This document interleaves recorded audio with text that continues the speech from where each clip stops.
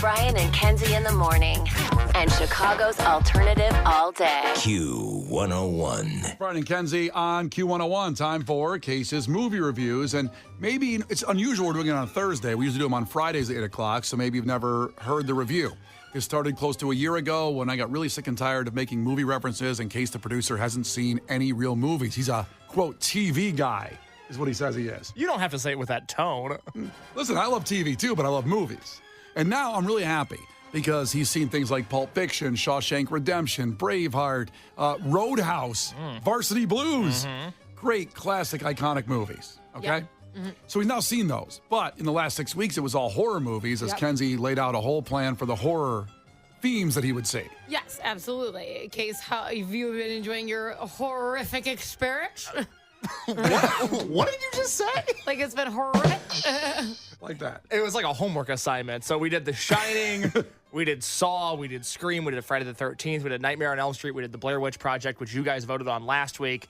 And now, concluding our spooktacular month and a half, it is time to review Halloween. That's right. That is right. Do you want to play the trailer to get things started? Let's do that. I want to make something clear before you go on, and we'll see how Case rates this movie.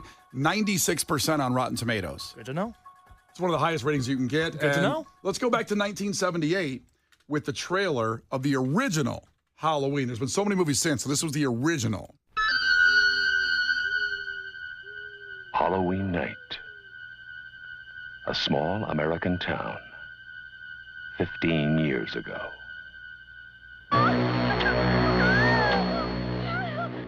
Michael? Halloween. The night he came home.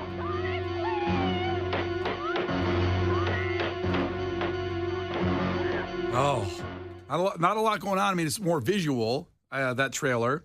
And certainly, That's a movie. Well, no, but trailers often have a lot of words in them. I'm just defending the trailer. But also creepy, because how Halloween trailers used to be with the movie trailer voice guy. And I want to make clear that Tiffany and Cherville just checked in and said, if Case gives this a bad review, I'm coming to the Halloween pop-up tonight at the Cubby Bear as Michael Myers, and he won't see it coming is what she's saying. I'm paraphrasing. Wow. Yeah. Tiffany and Cherville, good to know. I'm also glad I watched this movie because for the longest time, I would confuse Michael Myers with Mike Myers. Fair. With Michael Moore. Michael Myers, Austin Powers, and Michael Moore were all kind of the same thing to me, and I'd always have to process who they were when somebody said their name. Yeah. So I'm glad I finally know the difference between all three of them. Okay, well, let's get right to it. Halloween, the original. There's about 10 or 13 movies of remakes and reboots and sequels. So this is the original with the yogurt lady, Jamie Lee Curtis. Oh, That's right. That's right. So I knew Jamie Lee Curtis as the yogurt lady. And also, Brian, the song that you're playing right now, Yes. you play this on the show all the time. And you had no idea. I didn't know what it was from. God, right there off the I bat. turned on the movie. I go, oh my God, it's like I'm listening to the show. This is awesome. You're like, they stole this from us. We can't have anything. I thought Brian was playing the keyboards during the show. What kind of season is this?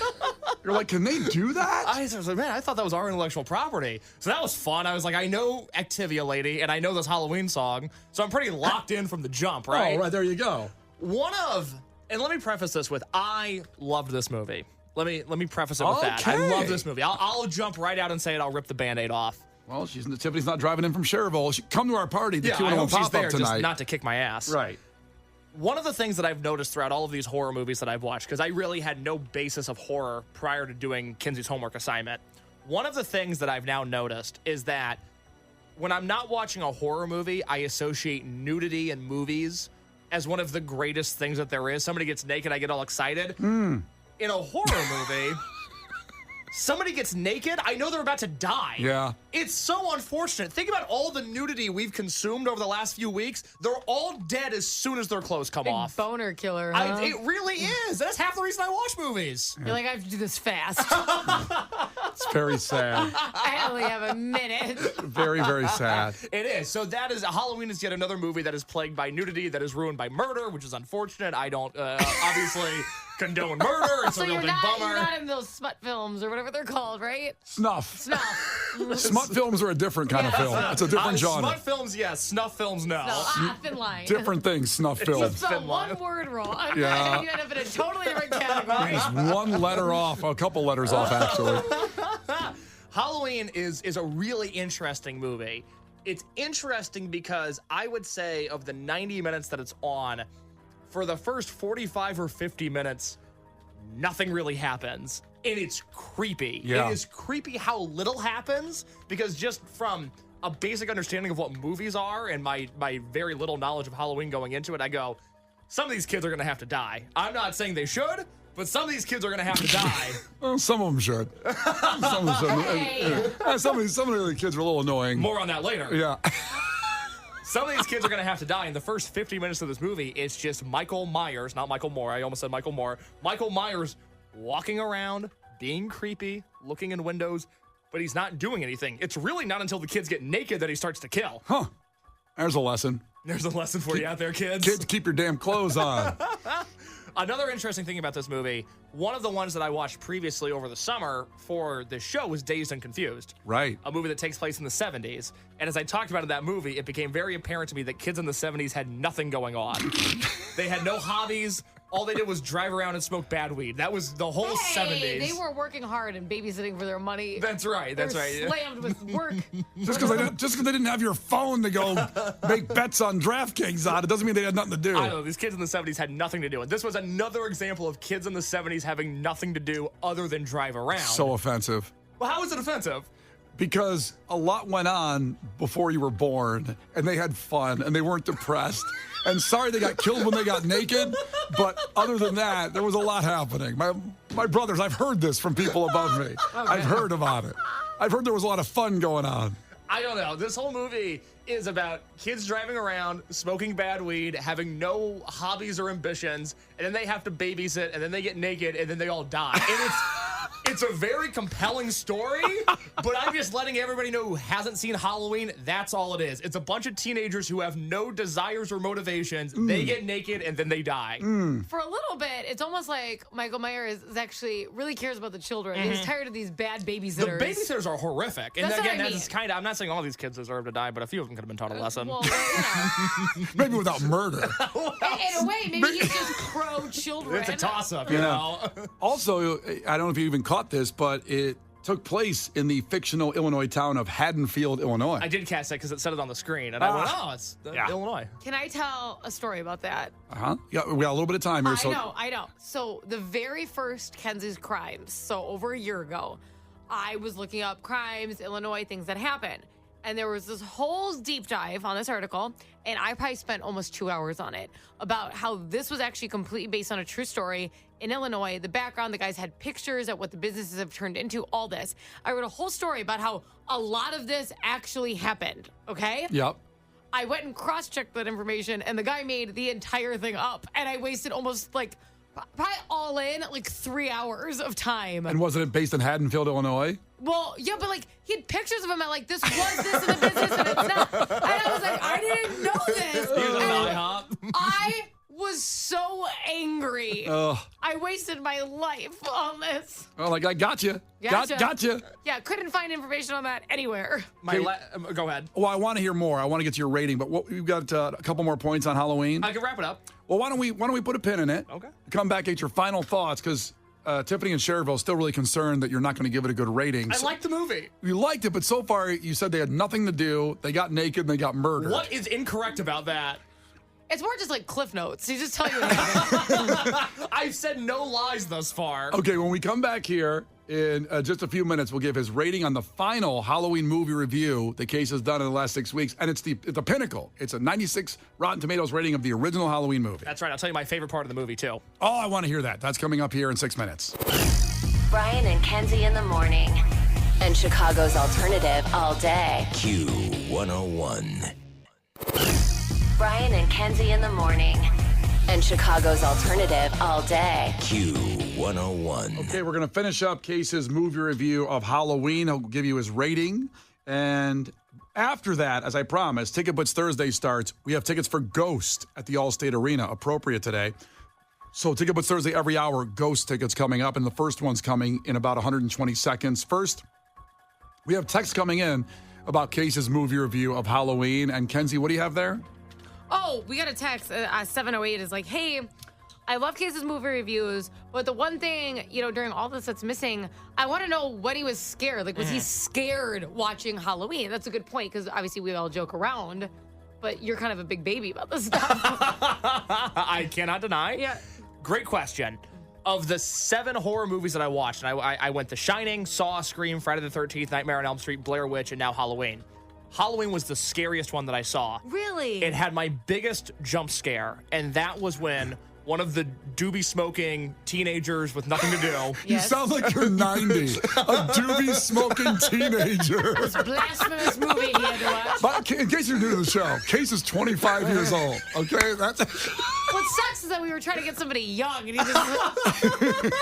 We still need to find somebody young for the show. a doobie-smoking teenager. Oh.